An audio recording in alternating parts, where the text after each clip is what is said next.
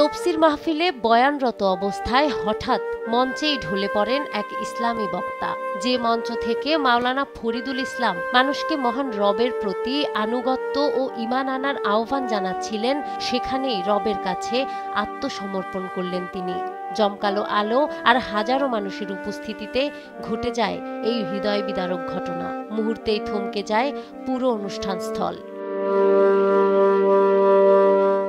শনিবার রাতে গাইবান্ধার গোবিন্দগঞ্জ উপজেলার মহিমাগঞ্জ ইউনিয়নের চরবালুয়া গ্রামে অনুষ্ঠিত ওই তফসির মাহফিলে তৃতীয় বক্তা হিসেবে বয়ান শুরু করেছিলেন তিনি। শুরুতেই আকস্মিক ব্রেন স্ট্রোকে আক্রান্ত হয়ে মঞ্চেই অচেতন হয়ে পড়েন। স্থানীয় হাসপাতালে নেওয়ার পর অবস্থার অবনতি হলে তাকে রংপুরের একটি বেসরকারি হাসপাতালে স্থানান্তর করা হয়। সেখানে চিকিৎসাধীন অবস্থায় সোমবার ভোরে তার মৃত্যু হয়।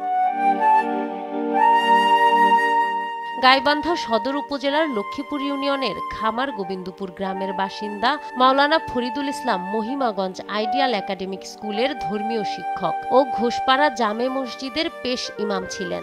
2.5 বছর বয়সী একটি সন্তান রেখে চলে গেলেন তিনি।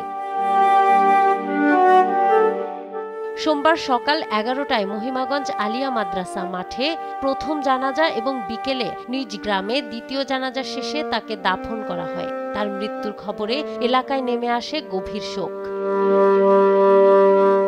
একটি মাহফিলের আলোচনার মঞ্চ হঠাৎই পরিণত হয় শেষ যাত্রার প্রারম্ভে। ধর্মীয় দায়িত্ব পালনরত অবস্থায় এমন আকস্মিক মৃত্যু স্থানীয়দের মনোজগতে রেখে যাচ্ছে দীর্ঘশ্বাস ও বেদনার দাগ।